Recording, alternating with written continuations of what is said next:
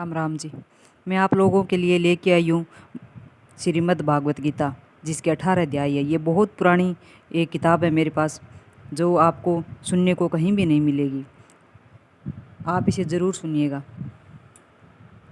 श्री ओम नमो भगवते वासुदेवाय विश्वेश्वराय आदि पुरुष परम्पार अलेख पुरुषाय नमः। जगत बंधु ज्योति स्वरूप जे की जाननहार, हरि ये समांगन आयु है प्रभुदास के द्वार। अर्जुन को जो आपने श्री गीता जी का ज्ञान दिया सो मुझको मिले। हे भव भय भंजन भगवान श्री कृष्ण जी, यह किशोरदास मांगता है। हे प्रभु, गीता ज्ञान के उच्चारण करने से भगत तेरे पूर्ण ब्रह्म को पाता है। हे प्रभु, मैं आपके चरणों की शरण हूँ। आप परम प्रवीण हो और मैं आपकी शरण में पड़ा हूँ। किशोरदास और कृष्णदास दीन गरीब है और आप संतों की विनती को मान लेते हैं। हे कमलावल्लभ श्री कृष्ण भगवान कृपा निधान जी, तेरे संतों के वास्ते मैं ये गीता ज्ञान भाषा में कहता हूँ, सो सुनो। जब कौरव और पांडव महाभारत के युद्ध को चले, तब राजा धृतराष्ट्र ने कहा कि मैं भी युद्ध देखने को चलूँगा। तब श्री व्यास देव जी ने कहा, हे राजन, नेत्रों के बिना क्या देखोगे। राजा धृतराष्ट्र ने कहा, हे प्रभु, मैं देखूंगा नहीं तो श्रवण तो करूँगा। व्यास देव जी ने कहा, हे राजन, तेरा जो सारथी संजय है वह मेरा शिष्य है। जो कुछ महाभारत युद्ध की लीला कुरुक्षेत्र में होगी, संजय तुमको यहाँ बैठे ही श्रवण कराएगा। जब व्यास देव जी के मुख से यह वचन सुने, तब संजय ने श्री व्यास जी के चरणों में नमस्कार करके और हाथ जोड़कर विनती करी, हे प्रभु, जो महाभारत के युद्ध का चरित्र कुरुक्षेत्र में होगा उसे मैं हस्तिनापुर में कैसे देखूंगा और राजा को किस भांति कहूँगा। जब इस प्रकार संजय ने व्यास जी के आगे विनती की तो श्री व्यास देव जी ने प्रसन्न होकर संजय से कहा, हे संजय, मेरी कृपा से तुझे सब यहाँ ही दिखाई देगा और बुद्धि के नेत्रों से सूझेगा। जब व्यास देव जी की ने यह वर दिया तो उसी समय संजय की दिव्य दृष्टि हुई और बुद्धि भी उनकी दिव्य हुई।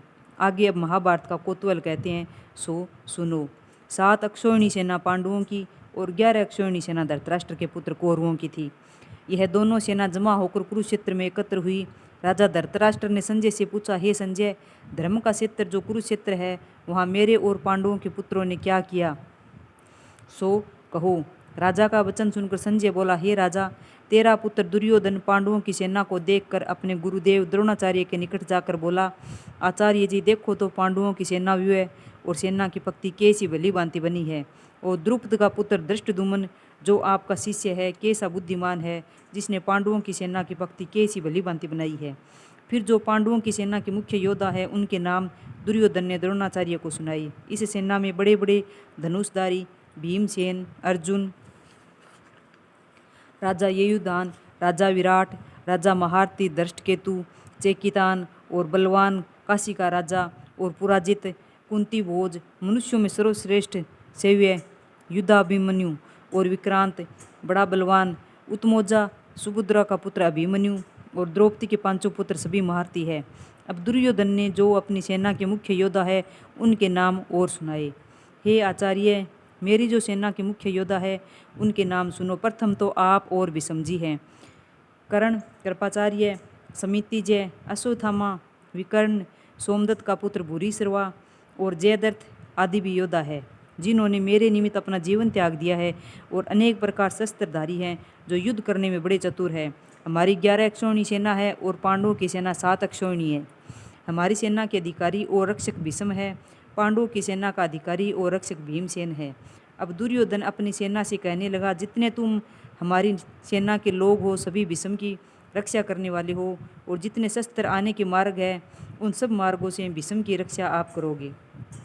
दुर्योधन के मुख से यह वचन सुनकर जो कौरवों में बड़े हैं, वे वृद्ध भीष्म पितामह प्रथम सिंह की तरह गरजे। गरज कर अपना प्रतापवान शंख बजाया, जिसके उपरांत दुर्योधन की सेना ने शंख, ढोल, दमामे और गोमुख इत्यादि अनेक प्रकार के बाजे सारी सेना ने इकट्ठे बजाए, जिनका बड़ा भयंकर शब्द हुआ। अब पांडवों की सेना के बाजे सुनो। प्रथम जिस रथ पर श्री कृष्ण भगवान विराजमान है, उस बड़े रथ की सामग्री कंचन की है और रत्नों से जड़ित है। जैसे वर्षा ऋतु का मेघ गरजता है, वैसे ही रथ के पहियों की आवाज़ है। अब घोड़ों की शोभा कहते हैं, जैसे गऊ का दूध होता है, ऐसा तो उन घोड़ों का सुंदर रंग है। जैसे कार्तिक का फूला हुआ कमल होता है, ऐसा सुंदर इन घोड़ों का मुख है और बहुत सुंदर घोड़े हैं। गर्दन जिनकी सुंदर है, कान, पूंछ और चरण में स्वर्ण की झांझरें शोभायमान है। यह तो घोड़ों की शोभा कही गई है। ऐसे सुंदर रथ पर सारथी भक्तवत्सल सत्य स्वरूप आनंद कंद श्री कृष्ण भगवान विराजमान है और योद्धा के स्थान पर अर्जुन भगत विराजमान है। उन्होंने दिव्य शंख बजाए। प्रथम श्री कृष्ण भगवान ने अपना पांचजन्य नामक शंख बजाया और देवदत्त नामक शंख अर्जुन ने बजाया। प्रोढ़ नामक शंख भीमसेन ने बजाया। भीमसेन कैसा है सुनो, जिसका उदर और कमर बड़ी है। अनंत विजय नामक शंख कुंती पुत्र राजा युधिष्ठिर ने, सुघोष नामक शंख नकुल ने और मणिपुष्प नामक शंख सहदेव ने बजाया है। बड़े धनुष के धारण करने वाले काशी के राजा ने भी अपना शंख बजाया है और महारथी शिखंडी ने भी अपना शंख बजाया है। धृष्टद्युम्न ने और राजा विराट ने भी अपना शंख बजाया है। अपराजित सात्यकी ने भी शंख बजाया है और द्रौपदी के पुत्रों ने शंख बजाए और जितने पांडवों की सेना के राजा थे सब ने शंख बजाए और सुभद्रा के पुत्र अभिमन्यु ने भी अपना शंख बजाया है। इन सब ने अपने अपने भिन्न भिन्न प्रकार के शंख बजाए। उन शंखों का शब्द सुनकर के धृतराष्ट्र के पुत्रों के हृदय विदीर्ण हुए। धरती और आकाश शब्दों से भर गया। इसके उपरांत धृतराष्ट्र के पुत्रों की सेना अर्जुन ने देखी।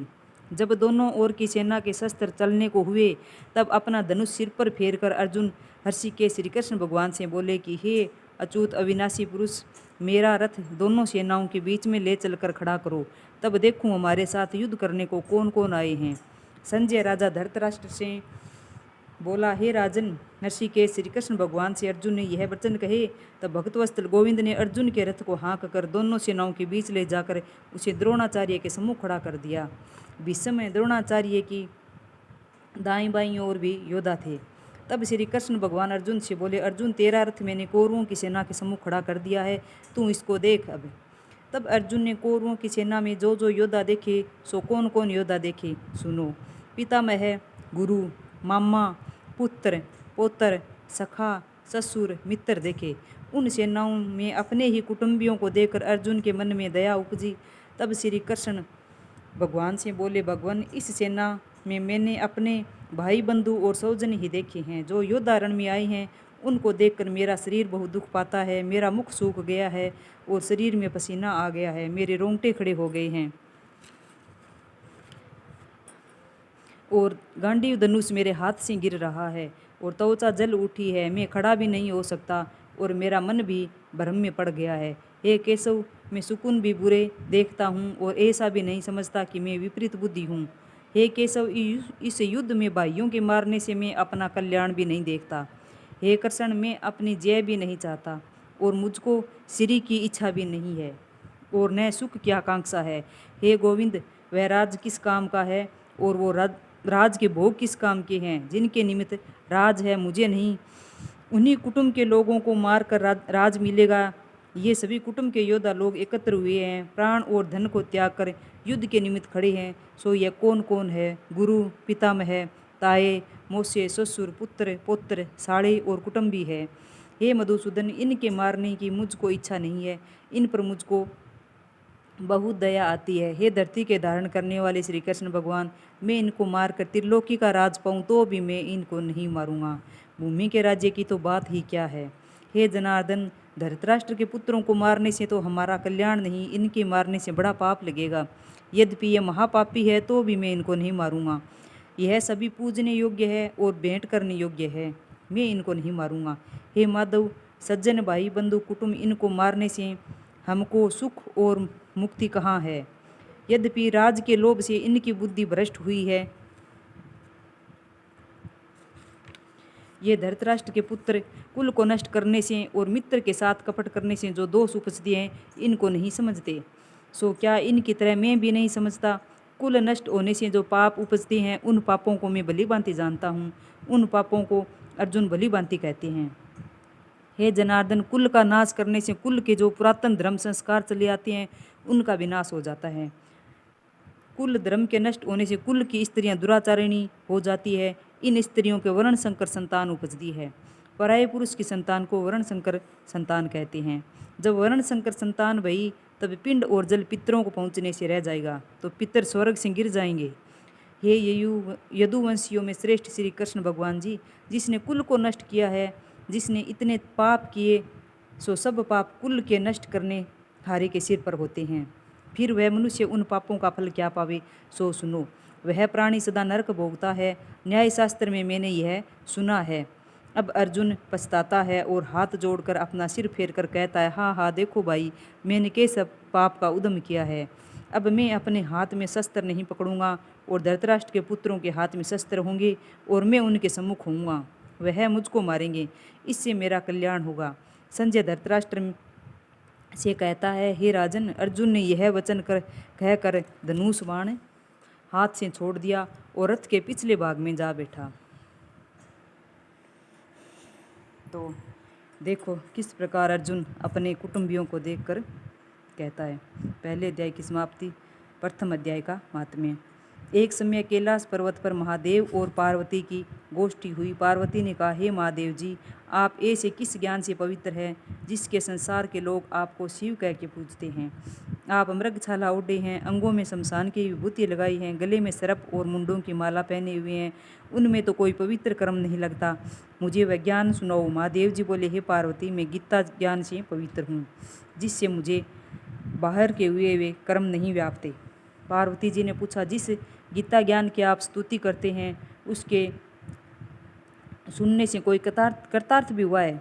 महादेव जी बोले, हे पार्वती, इस ज्ञान से बहुत जीव कृतार्थ हुए हैं और आगे भी होंगे। मैं तुमसे एक पुरातन कथा कहता हूँ, सुनो। एक समय पाताल लोक में भगवान विष्णु शेष सैया पर नैन मूंद कर आनंद मगन थे। श्री लक्ष्मी जी ने चरण दबाते हुए पूछा, नारायण जी, तुम 14 लोकों के ईश्वर हो, तुम्हें भी निद्रा व्याप्ति है क्या? निंद्रा और आलस्य उन पुरुषों को व्यापता है जो तामसी है। फिर आप तो तीनों गुणों से अतीत हो, इसीलिए तुम्हारे नैन मूंदने पर मुझे अत्यंत आश्चर्य है। नारायण जी बोले, हे लक्ष्मी जी, मुझको निंद्रा आलस नहीं व्यापते। एक शब्द रूपी जो भागवत गीता है उसमें जो ज्ञान है, मैं गीता के आनंद से मग्न रहता हूँ। जैसे 25 अवतार मेरे आकार रूप है। विष्णु भगवान ने गीता को अपने अंग में किस प्रकार बांट रखा है, ये हम सुनते हैं। जैसे 25 अवतार मेरे आकार रूप है, वैसे ही गीता मेरा शब्द रूप अवतार है। 5 अध्याय मेरा मुख है, 5 अध्याय मेरी भुजा है, 5 अध्याय मेरा हृदय है और मन है, 16वां अध्याय उदर है, 17वां अध्याय जांग है और 18वां अध्याय मेरे चरण है। ये विष्णु भगवान का साक्षात अवतार है। गीता के श्लोक मेरी नाड़ियाँ और उनके अक्षर मेरे रोम है। ऐसे शब्द रूपी गीता ज्ञान के अर्थ अपने हृदय में विचारता हूँ। लक्ष्मी जी बोली, नारायण जी, ऐसे गीता ज्ञान से कोई मुक्त भी हुए हैं। नारायण ने सर्वशास्त्रमयी गीता, सर्वदेवमयी हरि, सर्वतीर्थमयी गंगा, सर्वधर्ममयी दया, यह श्लोक सुना करके कहा, हे लक्ष्मी, अब पहले अध्याय का महात्म्य सुनो। शूद्र वर्ण का एक चांडाल तेल लवण का व्यापार करता था। एक दिन वह अपनी बकरी चराने को गया। वृक्षों से पत्थर तोड़ते समय उसे सर्प ने डस लिया और मर गया। मरकर उसने बहुत नरक भोगे, फिर बेल का जन्म पाया। उस बेल को एक भिखारी ने मोल ले लिया। वह सारा दिन उस पर बैठकर भीख मांगता और रात को आकर अपने कुटुंब के साथ मिलकर खाता, और बेल सारी रात द्वार से बंधा रहता, उसके खाने की कोई खबर न लेता। इस प्रकार कई दिन गुजर गए। वह बेल भूखा पड़ा रहता, पर उसके प्राण नहीं छूटे। नगर के लोग देखते, उनमें से कोई तीर्थ का फल देता, कोई व्रत का फल देता, पर उस बेल के प्राण नहीं छूटते। एक दिन एक वेश्या आई। उसने लोगों से पूछा,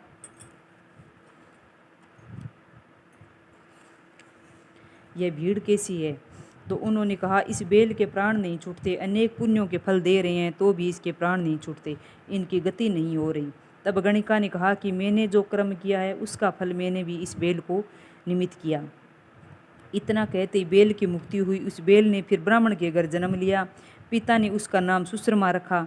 बड़ा होने पर पिता ने उसको पढ़ाया। तब उसको पिछले जन्म की करनी याद आई। उसने एक दिन दिल में सोचा कि जिस वेश्या ने मुझे बेल की योनि से छुड़ाया था उसके दर्शन करूं। विपर चलता चलता वेश्या के घर गया और पूछा, तू मुझे पहचानती है क्या? गणिका ने कहा, मैं नहीं जानती, तू कौन है? तू विपर, मैं वेश्या। तब विपर ने कहा, मैं वही बेल हूँ जिसको तुमने अपना पुण्य दिया था, तब मेरी मुक्ति हुई थी। अब मैंने विपर के यहाँ जन्म लिया है, तू अपना पुण्य बता, क्या था? वेश्या ने कहा, मैंने अपनी याद में कोई पुण्य नहीं किया है, पर मेरा एक तोता है, वह कुछ सवेरे पढ़ता है, मैं उसके वाक्यों को सुनती हूँ। उस पुण्य का फल मैंने तेरे निमित्त किया था।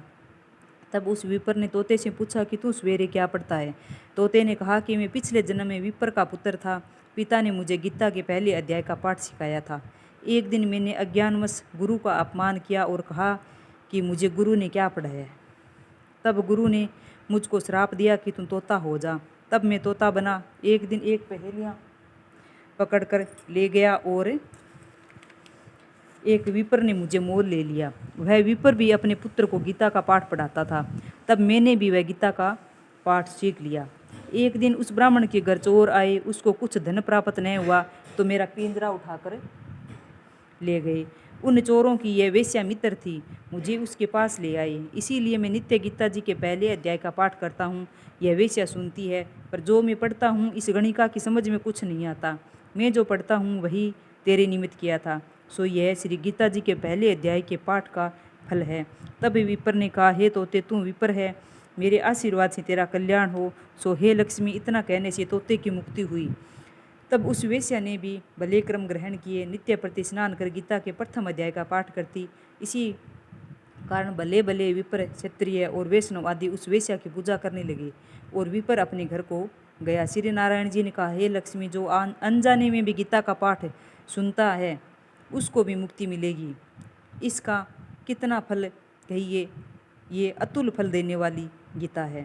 यह फल पहले अध्याय का महात्म्य मैंने तुमसे कहा जो आपने स्वर्ण किया है।